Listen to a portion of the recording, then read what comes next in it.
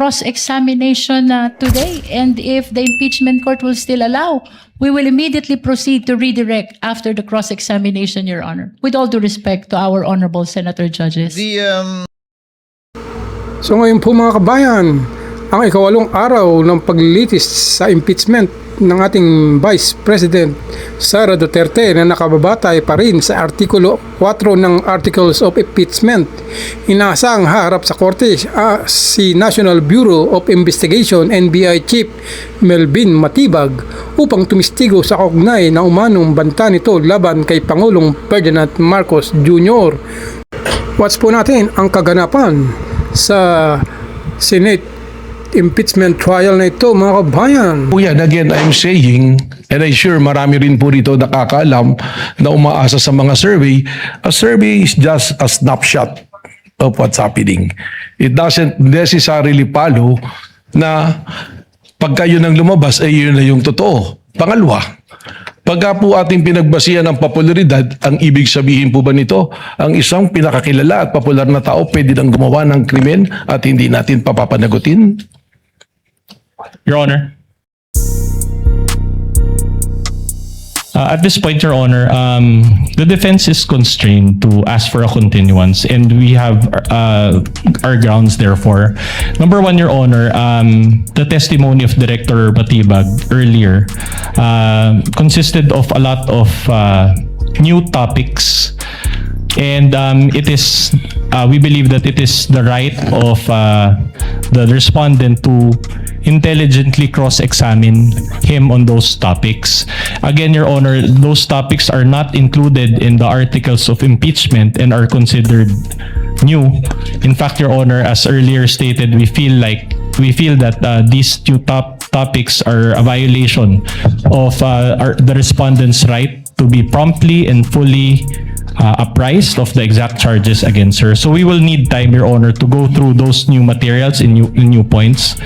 Secondly, Your Honor, during direct examination, a 100-page document was introduced and allowed by this court, and that document is unsigned and unnotarized, and we feel like for us to intelligently cross-examine the witness on this document that he mentioned, we need that there's a need, we feel that there's a need for a continuance, Your Honor. What does the lead prosecutor say? With all due respect, Your Honor, we object to the motion for continuance of the defense. The defense already started and propounded a lot of cross-examination questions to the witness, and the witness is simply answering completely, accurately, the questions which are being raised and propounded to him. We do not understand, Your Honor, why they will move for continuance after already raising a lot of questions to the witness, Your Honor. We would like, Your Honor, the defense to finish the cross-examination today, and if the impeachment court will still allow, we will immediately proceed to redirect after the cross-examination, Your Honor. With all due respect to our honorable senator judges. The objection of the lead prosecutor is noted. However, this is the first time that any counsel for the parties is asking for a continuance. The chair is inclined to grant it and will so grant it as well. Should the counsel for the prosecutors or the lead prosecutor or panel of prosecutors require it at some point in time in this trial or hearing. But let it not be the rule, or let it not be a habit on the part of either counsel for the parties to do so, to ask for a continuance. But at this time, the chair will grant a continuance requested by the defense. And in the meantime, since it's only 5:55, with the indulgence of our senator judges, we may proceed to the interjections and interventions of the senator judges. One last point, Your Honor, before the interjections. Before recognizing the senator judges, yes, what is the pleasure of Attorney Binlon? Your Honor, considering that the witness introduced, as I said, a lengthy document, can we ask for a copy of the Las Cañas material that he provided? The chair already earlier ordered that, I believe. During the interregnum, the prosecutors are directed to kindly furnish the counsel for respondents with a copy of the, I believe, over an inch or little less than 2 inches of affidavit of Mr. Las Cañas. So ordered. Chair will now recognize, prior to Senator Judge Rafi Tulfo, earlier Senator Judge Villanueva indicated his desire to interject or make interventions. Thereafter, Senator Judge Rafi Tulfo. Thereafter, Senator Judge Risa Ontiveros. You have 2 minutes, sir, and you may proceed when you are ready. Mr. Presiding Officer, before I ask some questions, I can see that my time is already running. Let me just ask a procedural inquiry, Mr. Presiding Officer. And respectfully, this representation seek the guidance of the court on a procedural matter, because earlier today I heard our witness who made mention several times ongoing. It's a continuing investigation. May we know, Mr. Presiding Officer,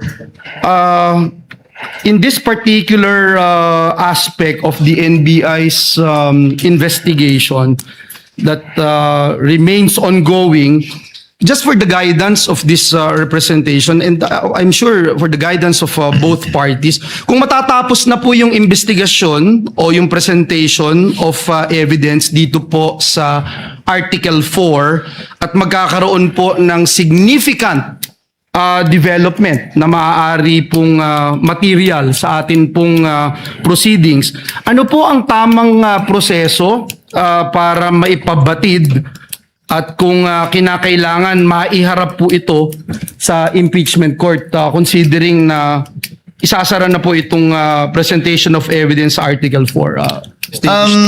Senator Judge Villanueva, as a rule, the court is a passive body. Hindi panghihimasukan ng husgado kung ano man ang pwede, balak o gustong gawin ng magkabilang partido, prosecution man o sa hanay ng respondent, kung mangyari man yun. And the court will not speculate with respect to that hypothetical situation should it arise, lest we be accused of prejudging or deciding certain matters for the parties that they should be the one deciding should that happen. Thank you very much, Mr. President, Mr. Presiding Officer. And in fact, I would suggest na kung maaari ay i-consider, because we feel that the suppletory application of the revised rules of court under Rule 6 most directly po doon sa Section 24, Rule 119 of the Rules of Criminal Procedure provides, and I quote, "At any time before finality of the judgment of conviction, the judge may motu proprio or upon motion with hearing in either case reopen the proceedings to avoid a miscarriage of justice." Close quote. So just to put on record, Mr. Presiding Officer, na ito po yung magiging proper procedure. Marami pong salamat. That is an option that the court may take, as the rule itself suggests. But at this juncture, the presiding officer would rather leave it to the parties, given that this is an adversarial proceeding, and the parties should know what they should do for the interest of their respective clients. Thank You may you. proceed, sir, with your questions. You have 2 minutes. Thank you, Mr. Presiding Officer. Thank you, Mr. President. Just one question to our witness, Director Matibag, for the benefit of the court and this representation. Maaari po ba ninyong ipaliwanag kung paano ini-evaluate po ng National Bureau of Investigation ang isang aligasyon na ang isang tao ay nag-utos o kumontrata ng iba upang magsagawa ng isang krimen? Bilang bahagi po ng inyong investigasyon, tinukoy po ba ninyo kung ang ganito pong aligasyon ay maaaring pumasok sa mga umiiral na probisyon ng ating revised penal code o iba pang special penal laws? Director Matibag, I'd like to ask this question because I believe, I don't know if you would agree with me, that the Bureau's role is to determine whether the facts may actually give or the facts may give rise to a criminal liability under our penal laws. Now, the constitutional function of this court however, is different. We are not sitting as a criminal court to determine guilt beyond reasonable doubt. Rather, we are called upon to determine whether the respondents' alleged acts constitute impeachable offenses, including betrayal of public trust. So magkaiba po yung binabanggit natin na criminal liability at constitutional accountability. Hindi po lahat ng maaaring maging batayan ng impeachment ay kailangan tumutumbas sa isang krimen, sapagkat ang impeachment ay hindi naman po usapin lamang ng paglabag sa batas, kundi paglabag sa tiwalang ipinagkakaloob ng taong bayan. Ano pong masasabi niyo dito, Mr. Witness? Your Honor, tama po yun. Doon po sa uling sinabi ninyo na hindi naman nangangahulugan kung may krimen na nangyari, ito ay impeachable offense. Pero ilagay po natin sa pangyayaring to, kaya naman po, yung pong investigasyon doon sa grave threat at doon po sa inciting to sedition, malinaw po ito na napapaloob sa revised penal code. E yun naman po pag-iimbestiga at paghahanap doon sa taong kinausap para pumatay, hindi po ito napapaloob sa revised penal code dahil yung pong pagpaplano ng pagpatay ay hindi naman po pinaparusahan yan kung hindi nga nagawa. Subalit doon na po papasok yung sinasabi nga natin na meron pong sinasabi na sa impeachment tinitingnan po at para sa akin nga yung betrayal of public trust dito po papasok. Bakit po? Dahil meron po siyang sinumpaang tungkulin. Doon po mismo sa kanyang oath of office bilang Vice President. Sinabi niya that protect and defend the Constitution, execute the laws, do justice to everyone, and consecrate herself to protect the nation.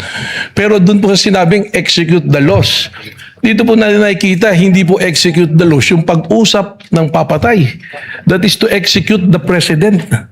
Kaya doon po papasok yung magkaiba na betrayal of public trust. Naintindihan ko po yung binabanggit nyo, yung role ninyo na limitado doon sa criminal investigation at yung findings po ninyo, hindi po, again, I think binabanggit nyo nga po, hindi po ibig sabihin ay impeachable offense kaagad-agad. Tama po. And again, that's why I'm putting into the records na this is not a criminal proceeding but an impeachment na proceeding.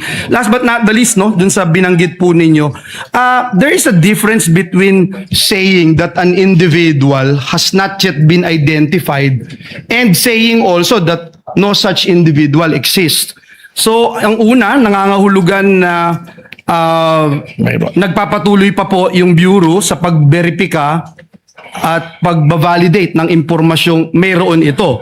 Sa ikalawa naman po ay isang konklusyon na matapos ang isang investigasyon. Director Matibag, maaari po ba ninyong ipaliwanag yung kahalagahan ng distinction na ito sa point of view of the NBI sa inyong pag-iimbestiga? Doon na po natin dihiwalay. Before the witness answers, kindly wind up after Yes. that question, Senator Judge Joel. Witness may answer? Yes. Doon nga po natin inihiwalay yung investigasyon na nangyari doon sa grave threat at inciting to sedition. Pumasok na po tayo doon sa pag-iimbestiga kung saan hinahanap natin yung kinausap. At bakit po tayo naniniwala na may kinausap? Sapagkat doon sa pronouncement po mismo ng Vice Presidente na may kinausap siya at pumayag. Ang naging basehan nga po dito yung aking pong testimonya kanina na yung 5-point field po na pinagbabasihan ng National Threat Assessment Center na ginagamit po ng Secret Service po ng Amerika. Okay po. Siguro hilingin ko na lang, Mr. Presiding Officer, at sa ating witness, kung matapos po yung inyong ongoing at sinasabi niyo nga pong continuing investigation, ay ma-inform lang din po ang korting ito. Maraming salamat, Your Honors, Mr. Presiding. Thank you, Senator Judge Villanueva. Senator Judge Tulfo Rafi is recognized for his interjections and interventions. You have 2 minutes, sir, for your questions. You may proceed when you're ready. Mr. Witness, are you familiar with the case of Ronel Mas? Opo. Napanood ko po yan. At that time, hindi pa kayong NBA director or not connected to NBA whatsoever. So, tell us briefly dito sa kaso ni Ronel Mas.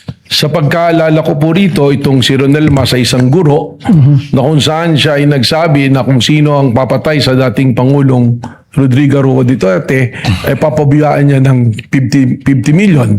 At sa pagkakaalala ko po, ang National Bureau of Investigation rin po ang tumugis at tumuli sa kanya, particularly po ang aming pong opisina sa Region 1. At siya po ay kinasuhan po ng pagbabanta at itinuring po na ang threat niya ay isang malaking threat po. Hindi lamang sa dating Pangulo kundi po sa ating pong national security. In other words, pinalan siya ng case ng inciting to sedition. And he was arrested warrantless. It was a warrantless arrest, right? Tama po. Okay, so isang guro nagbanta sa dating Pangulo, agad-agad inaresto ng walang warat. Now, etong yung VP Sara, si Vice President Sara Duterte, na nagbanta rin kay Pangulong Duterte at kay Pangulong Marcos. Anong difference ng dalawa? Well, ang pagkakaiba po nila, itong si Rene Mas ay isang guro, si Vice President, isa naman pong Vice President, at siguro po ito ang naging konsiderasyon kung bakit hindi siya inaresto agad. So, ibig sabihin ng NBI pala ay tumitingin sa tinatawag na special treatment. I cannot So, ibig speak. sabihin hindi pala pata sa NBI. Bakit nung panahon ni Pangulong Duterte, isang guro na nagsabi may patong sa ulo na 50 million si dating Pangulong Duterte, kung sino man makapagpapatay sa kanya, agad-agad inaresto ng walang warrant of arrest. And then ito naman si VP Sara na sabi nyo, allegedly nagbigay ng death threat against President Marcos at hindi inaresto. I cannot speak for the NBI at that time, Your Honor, sapagkat yung mga pangyayari pong yan, wala naman ako sa NBI pa po. Subalit, ang ari ko pong ibahagi sa inyo, ipamarapatin po ninyo, yun na nga pong aking pakikipagtalastasan sa aming pong mga foreign counterparts na aking din napag-aralan at sinasabi nila na sa kanilang jurisdiction, kung merong isang pagbabanta na ginawa ng Vice Presidente, ay maaaring agad na ikulong at matanggal kaagad po sa pwesto. Pero again, respectfully, I cannot speak for the NBI noon po at saka yung pangyayari po noon po. Okay, ano ibig sabihin po ni para sa inyo, Mayor Baste, nung sinabi niya sa isang Rage Coalition gathering, isang ulo lang naman ang kailangan namin at ang ulo ni BBM or Bongbong Marcos. What does it mean to you? Well, kagaya po ng aking naging testimonya, itrinato po namin ito na isang threat sa isang banta sa ating Pangulo that transcends also to a threat to our national security. So is it the same as saying may patong sa ulo ang isang tao, like a reward, whoever can capture this person, dead or alive or something to that effect? It could be that way or it can be in many ways, pero ang sa amin po, ang namin naging interpretasyon nga dyan, isinama po namin ito sa maraming banta sa seguridad ng ating Pangulo at sa seguridad po ng ating So again, kung tinuturing yung threat, itong salita na binitiwan ni Baste or Mayor Baste Duterte against President Bongbong Marcos, anong difference niyan dun sa binigay naman na threat ni yung teacher na si Ronel Mas kay dating Pangulong Duterte?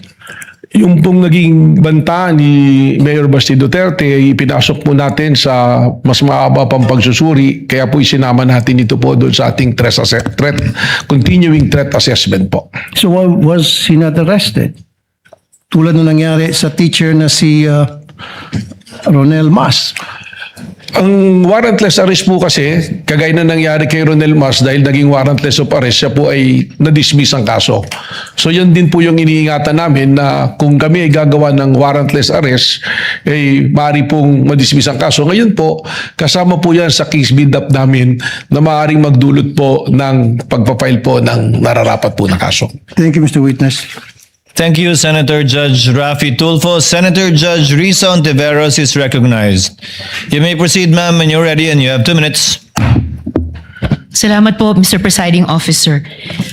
Mr. Witness, nung nakaraang hearing po, paulit-ulit na binabanggit ang pangalan ni Princess Maui.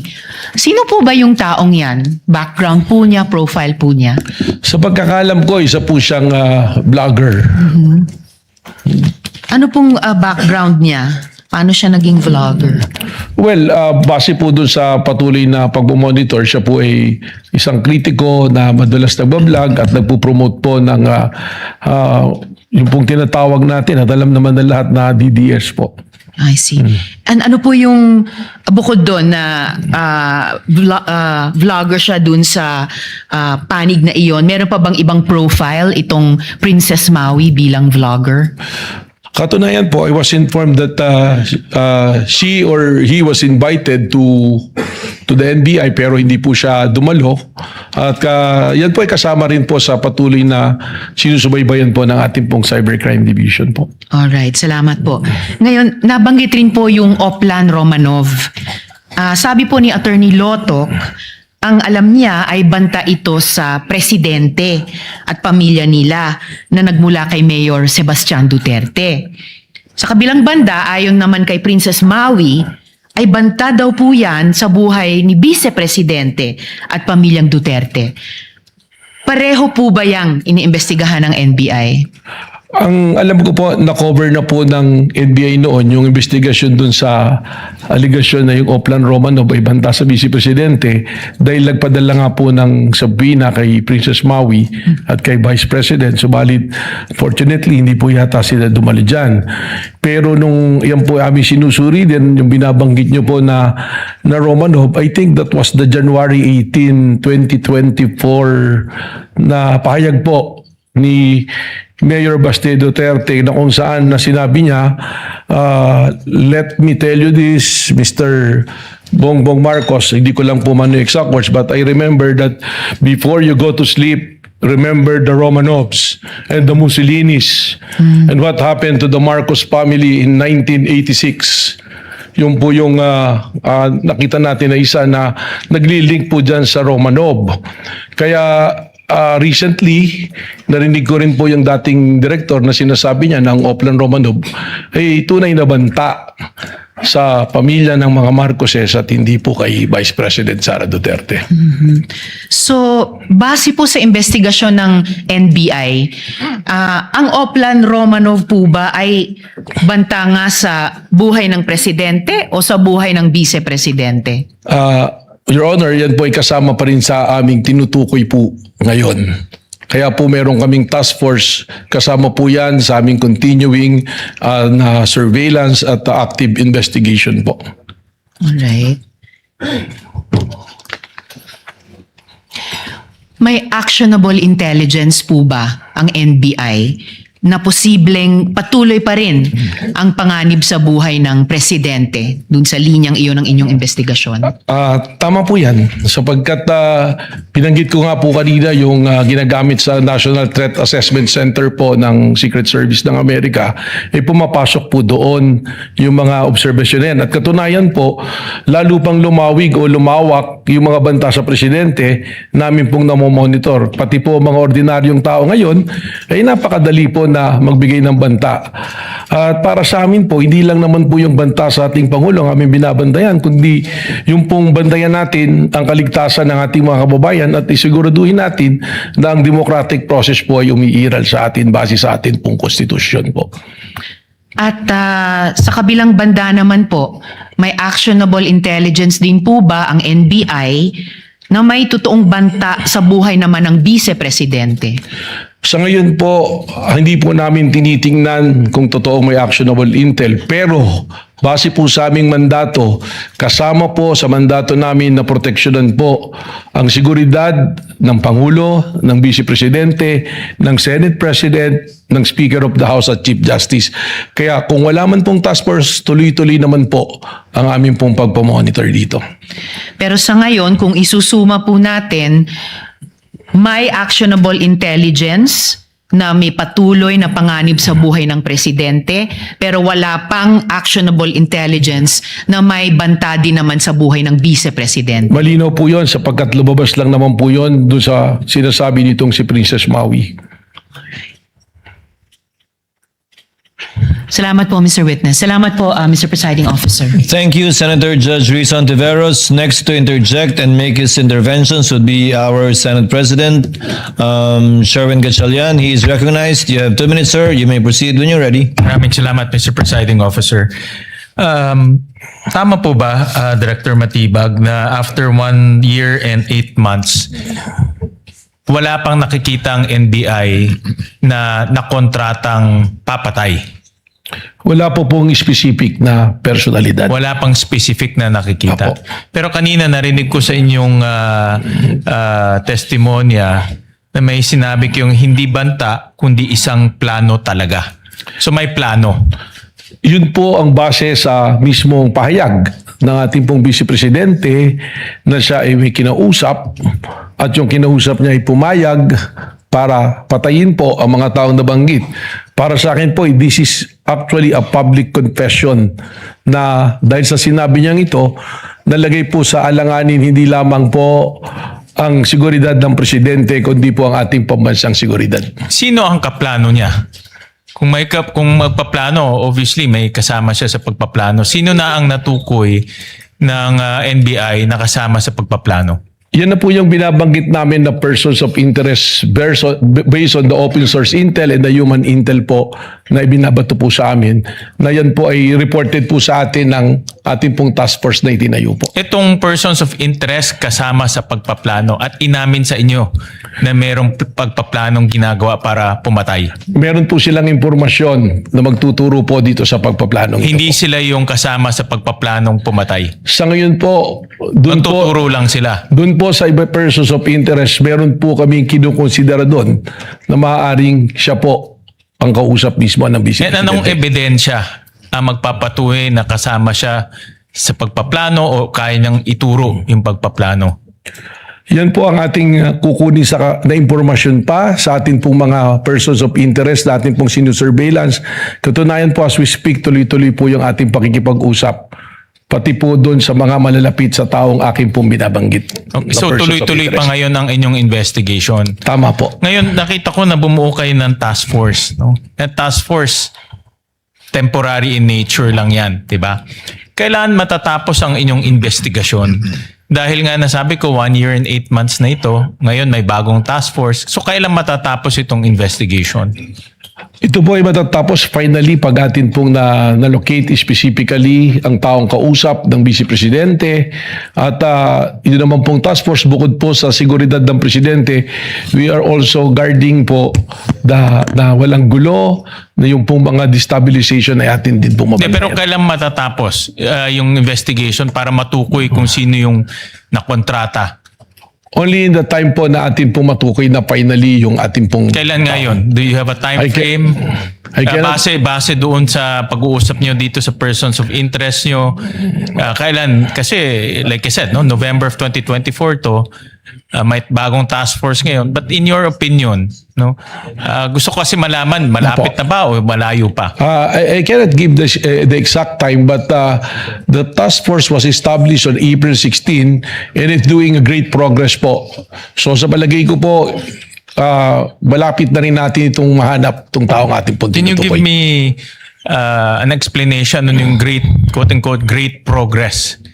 Marami pong report na pumasok po sa atin at may mga pangalan po talaga na na-identify natin pong pinupuntahan po. And can you give me a time frame kung within 3 months, 6 months, matutukoy na itong kakontrata? As Can we you look give me a at time frame? An As- indicative time frame? as we go on to the progress, probably po within the 3 to 6 months magkakaroon po tayo Magkakaroon, mas malinaw po na data tungkol po dito. But in 3 to 6 months, matutukoy na natin yung kakontrata. Yun po ang ating inaasahan. Okay. In the meantime, nasabi nyo kanina na merong kinetic force. No, ito ay ina-assume ko na may nai-impluwensyahan.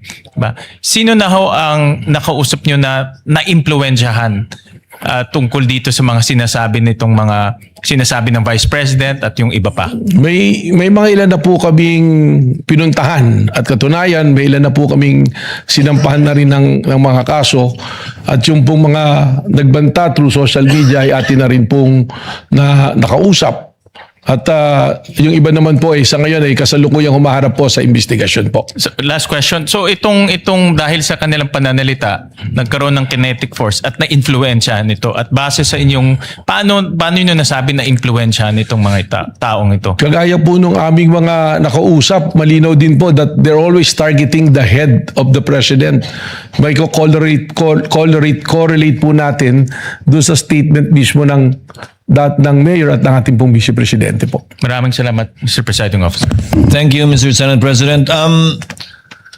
Will Senator Judge Allen make an interjection or will he make a manifestation regarding another matter? Then the presiding officer will first recognize Senator Judge Aquino for his interjections and interventions. You may proceed, sir, when you're ready. You have 2 minutes. Thank you, Mr. Presiding Officer. Very quickly lang, Director Matibag. Kapag sinasabi kasing bukas pa ang isang investigasyon, posibleng meron, posibleng wala, 'di ba? Pero ito po, just one question. Sa inyo pong professional assessment, anong porsyento, what percentage is the probability na meron ngang nakausap na tao ang Vice Presidente para gawin yung mga pagpatay sa inyo pong assessment? Hindi nyo pa po masasabi, may kailangan pa kayong ilang buwan, pero sa inyong assessment po ba, anong porsyento po na meron talagang nakausap ang Vice President? Base po mismo sa pahayag ng vice presidente, nakasisiguro po na merong kinausap. Anong percentage po? 70%? 100% po sapagkat siya na mismo ang nagsabi ng kanyang plano na siya ay may kinausap ng papatay at pumayag yung papatay sa kanilang pag-uusap. Okay, maraming salamat, Mr. Presiding Officer. Senator Judge Cayetano Allen is recognized for his interjections. Before that, on the same point of Senator Bam, may I just manifest that I have submitted, Presiding Officer, Mr. Senate President, written continuing objection to the ruling on the Presiding Officer dated 20 July 2026 on the subpoena. But according to the journal service, it will not be included in the journal. May I move that it be included in the records? In the records, whatever is more convenient for everyone.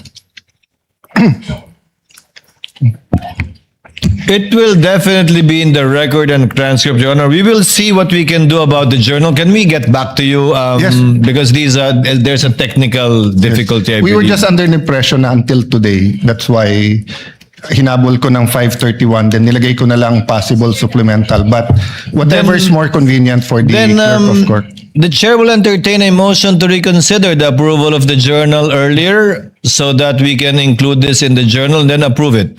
If you would like to make that motion, Your Honor. Well, may I move that we reconsider approval of journal just so that we can include what we agreed on yesterday, which is the written objection. There is a motion to reconsider the approval of the journal of yesterday, July 20, 2026, in order to include as part of the journal the written manifestation of Senator Judge Alan Cayetano, as we have done so with respect to Senator Judges Villanueva, Marcos, Go, Villar Camille, and Legarda. Absent any objections, the motion is approved. Journal is reconsidered. And the insertion of the manifestation of the Honorable Cayetano is so included, so ordered. Thank you, dear colleagues. Would you like to complete the process and move for the approval of the journal now? We move Senator the Judge approval with the amendment, not an insertion. The journal is approved as amended by inserting the manifestation of Senator Judge Alan Cayetano. Is there any objection? Hearing none, the same is approved sans the reading of the same. Mr. Presiding Officer, just Yes, one what is the point. pleasure Just of, to make a Senator manifestation. Judge Villanueva? Yes, Mr. President. It's that, I just wanted to put on record that this representation is not objecting to the ruling of the chair yesterday, and that the only reason why I wanted to put into the records my manifestation with regard to the ruling of the chair, just to put on record. Thank you. Duly noted. Senator Judge Cayetano may proceed with his interjections. He has 2 minutes. You may proceed, sir, when you're ready. Good afternoon, Mr. Witness, Director, Attorney Matibag, schoolmate. Good afternoon, sir, Your Honor. Yeah, just on that point ni Senator Bam, I understand as a law enforcer, as an investigator, you have to take all threats seriously. I'll ask you the same questions I asked the two NBI officers, and I do understand they were not under your supervision during that time dahil dun pa sila kay Director Santiago, no? I won't ask all the questions, but you did review the whole video or just the portions relevant to the statement of the Vice President na no joke, yung November 23. Your Honor, napanood ko po yung video, but you're correct, I focus mainly on the issue that is being So undertaken. simple question, paano naging process kung anong parts ng video at ng statement niya ang paniniwalaan mo or ng task force? So it's not personal. I mean, if you were in the task force or as you said, you created a task force now at duty nyo yung safety ng high government officials. Anong process nyo kung anong parts ng video ang paniniwalaan nyo at hindi? Ng statements niya, what I meant. Well, ang ginawa po natin dyan, doon po mismo sa konteksto ng kanyang sinabi na humanap siya ng papatay at inutos niya na papatayin ang tatlong individual at yun po ay pumayag yung papatay at sinabi pa niya no joke, doon pa lamang po ay na pong nakita yung pong ating hinahanap po na mga pwede niyang pananagutan po sa batas. Well, as an appointee of this government, as a lawyer, as an NBI director, I see your point and I get that. But what I meant is that before that statement, sabi kasi niya, kung papatayin ako, I mean, the record will bear out naman yung eksaktong sinabi niya. No? So this is my paraphrase. But ang pagkaintindi ko sa sinabi niya, kung papatayin ako, eto yung tatlong papatayin mo. And ang impression ko, pinagbibintangan niya yung tatlo na may plot against her.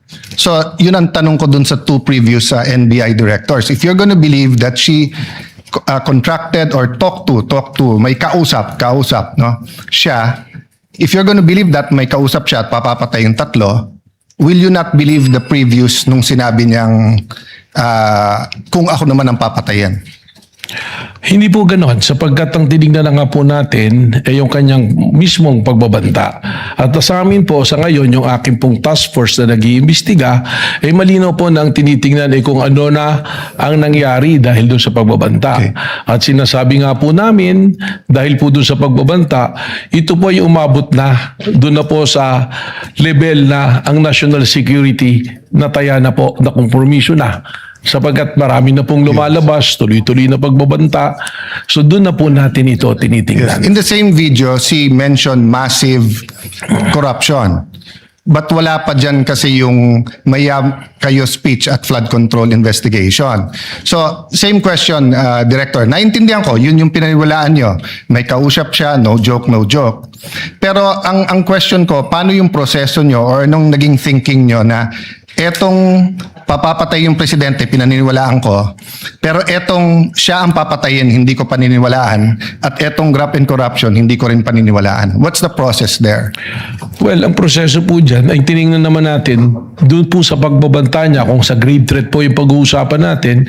Alam naman po natin na yung threat na yan is absolute dahil nandoon naman po yung elemento eh. Doon naman po sa sinasabi namin na tuloy-tuloy na pag-iimbestiga dahil ito nga po ay umabot na sa level lang na naapektuhan ng national security, we take into context yung mismong sinabi niya na meron siyang kinausap at yung kanyang kinausap ay pumayag. Yung po kanyang sinasabi na kung papatayin ako, that is supposed to be na statement niya sa aming pong pananaw just to cover yung kanyang pagsasabi na siya may kinausap para patayin ang ating Pangulo. Okay, I won't argue with you, yun yung proseso nyo. But in the meantime, there were 3 statements, massive corruption, kung papatayin siya, patayin. So, focusing dun sa patayin yung tatlo kung papatayin siya, in the meantime, tumutuo yung yung massive corruption lumabas afterwards, di ba? So, just one other point.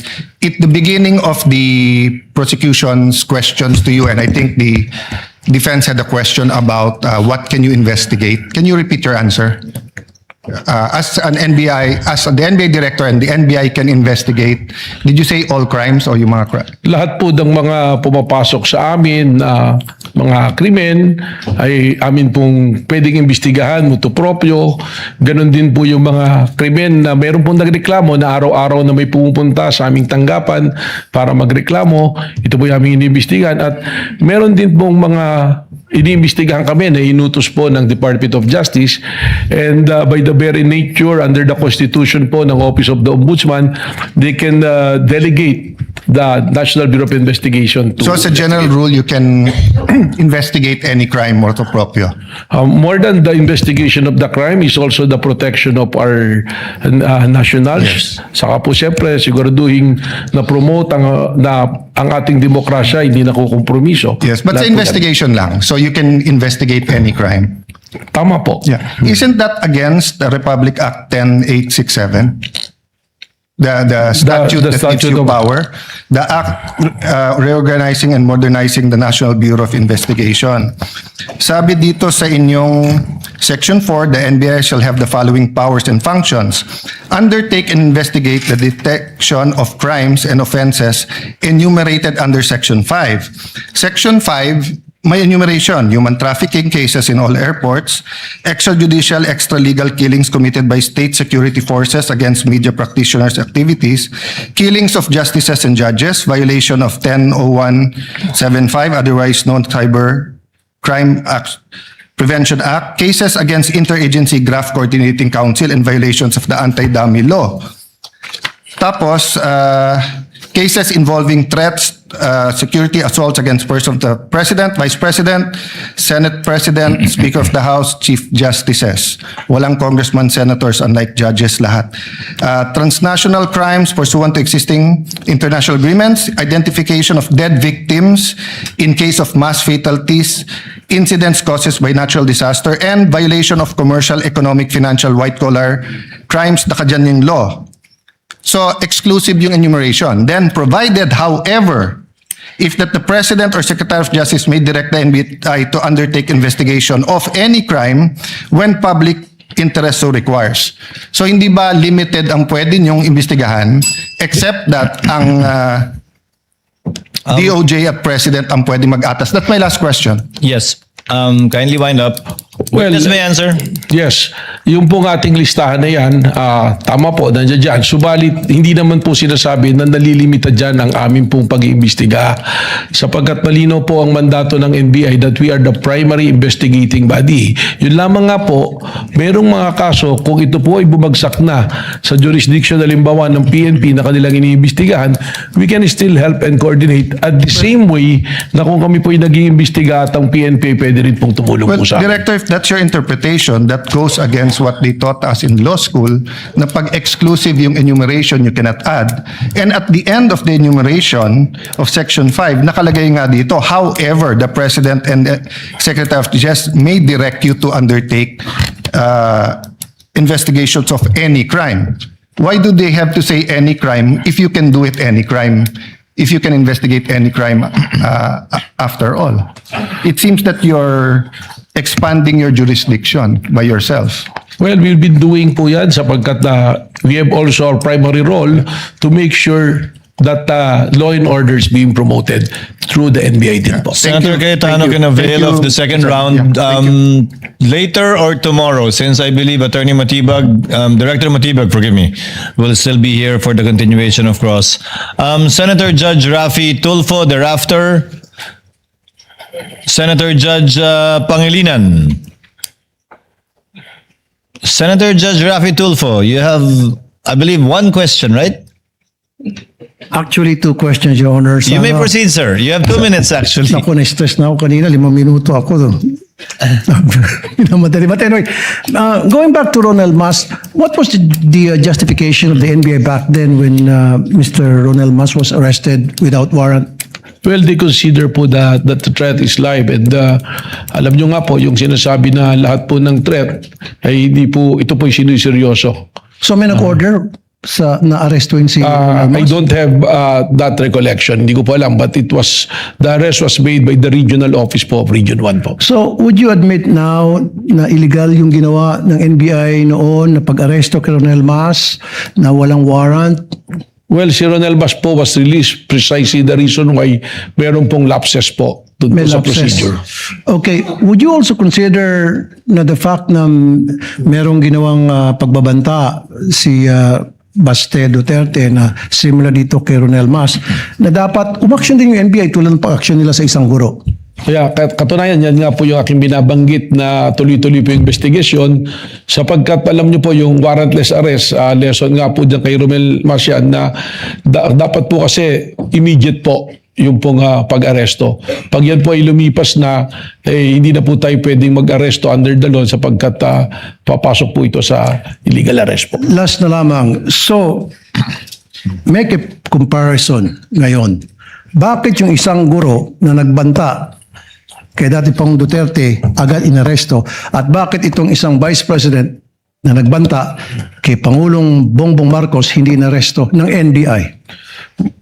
I can only second guess po na maaaring may pagkakaiba po ng proseso or tinitingnan po ang administrasyon ng panahon na yun at ng panahon po ngayon. Maraming salamat po.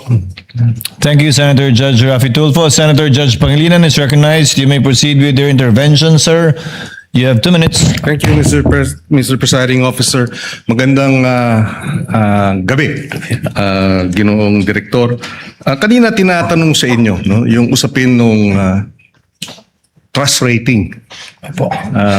Na mas mataas yung trust rating ng Vice President kaysa sa Presidente. Bilang abogado, tinanong sa iyo ito kanina, may kinalaman ba ang approval sa trust? Kung mas mataas ang trust rating, ibig sabihin wala ng betrayal of the public trust.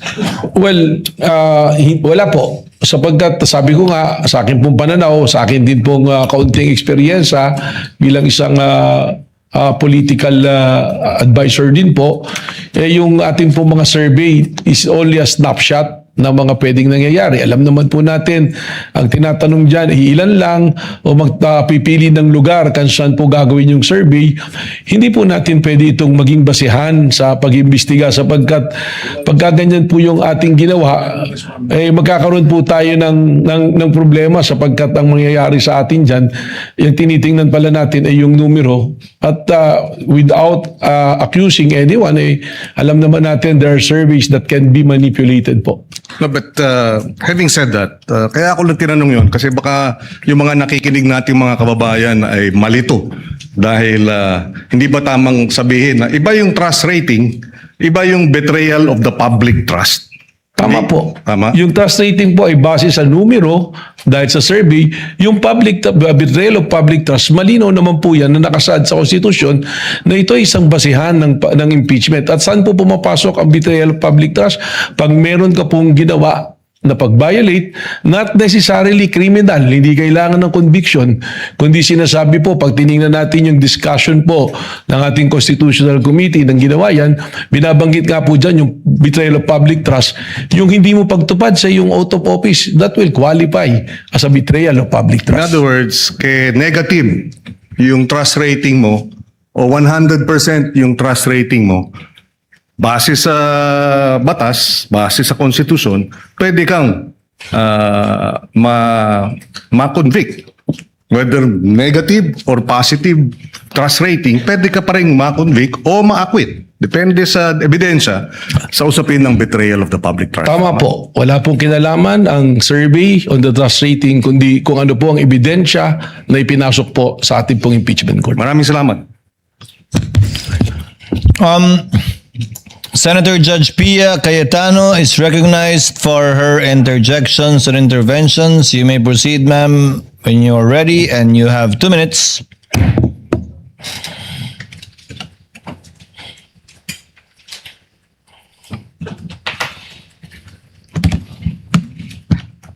For the prosecution,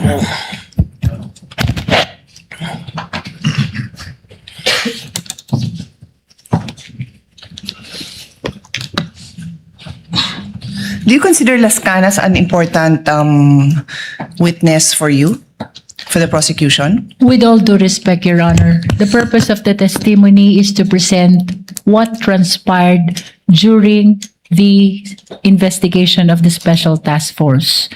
As to whether or not what probative value it holds, it is not part actually of the decision of the prosecution, as what we are intending to do here is to present only what happened during the investigation of the NBI, Your Honor.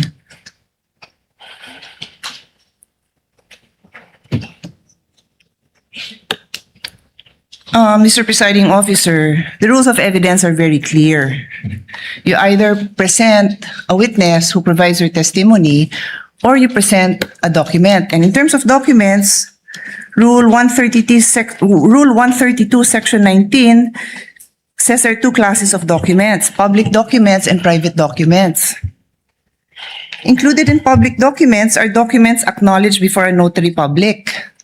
Yung pinakitang document is not acknowledged by a notary public. Pwede naman din ang private documents, that's the other class.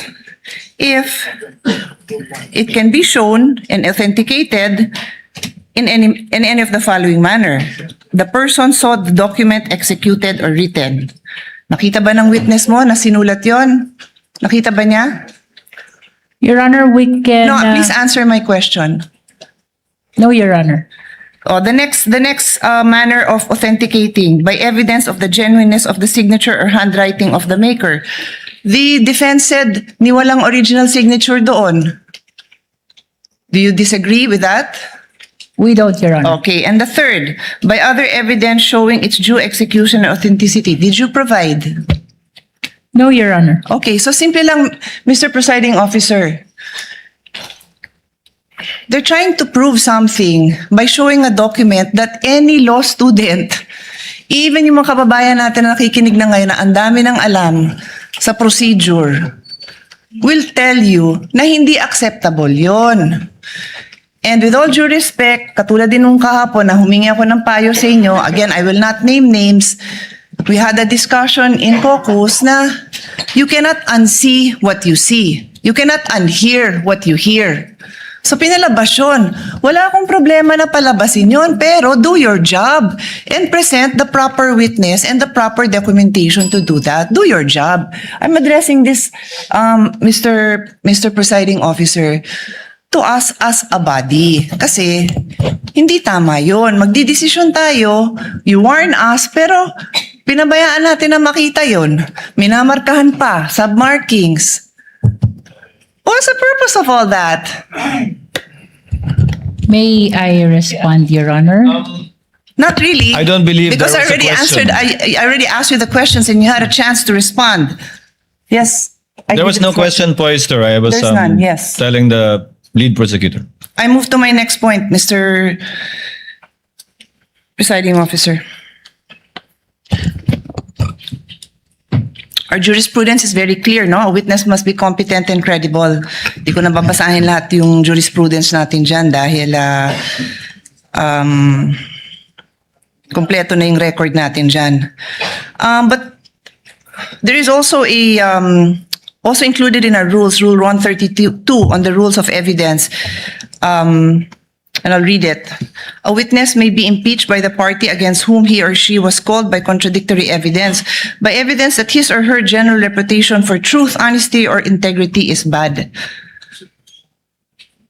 Or by evidence that he or she has made at other times statements inconsistent with his or her present testimony. So this is the rules, no? Siguro we can, well, I'm reading the rules, so we can take notice of this, that this is what our rules say, and I don't think anyone will contradict that. Again, there are lots of cases supporting this. So,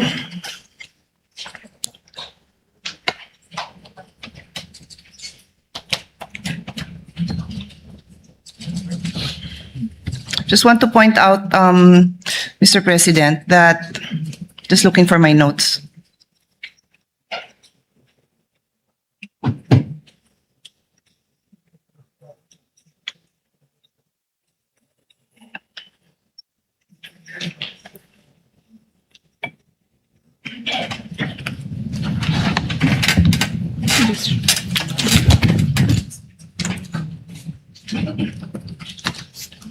Sorry, with the indulgences of the body, I'm just looking for my notes because I want to be accurate in my the next statement that I'm going to read into the record.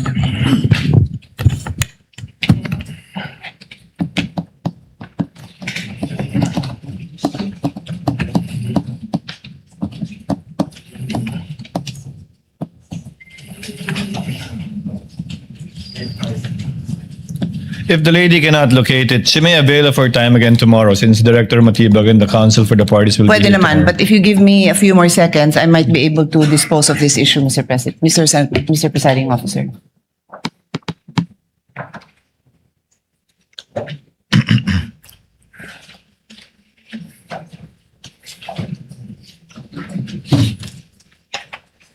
Okay, I won't delay I can paraphrase it, but I think it would be best if I look at the records, so I will just avail. The presiding officer will give the witness will be lady here. first crack at interventions by Senator Judge tomorrow after the cross-examination of the counsel for respondent tomorrow. Since Director Matibag will be here again tomorrow for the continuation of the cross-examination by counsel for respondent, the interjections and interventions of the other senator judges may proceed. Again, after the cross-examination, redirect and recross if any. So the senator judges have time until tomorrow. Unless there are other matters that the counsel for the parties would want to discuss, One last- the court will wind down with some administrative matters. One last Yes, counsel addition. for respondent. Your Honor, aside from the Las Cañas document, we would also like to request a copy of the AO number 11, just for reference, Your Honor, to be used as AO number 11. The counsel, the prosecutor is directed to furnish within We can do the that day. after the proceedings. Sir. Within the day after the proceedings, a copy of AO number 11 signed by Director Matibag, dated, if I'm not mistaken, April 16, 2026. Any other points you want to raise, lead prosecutor?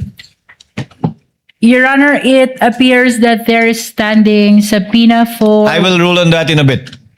for I will Ms. rule on that in a Marivic bit. Pareja. I will rule against who?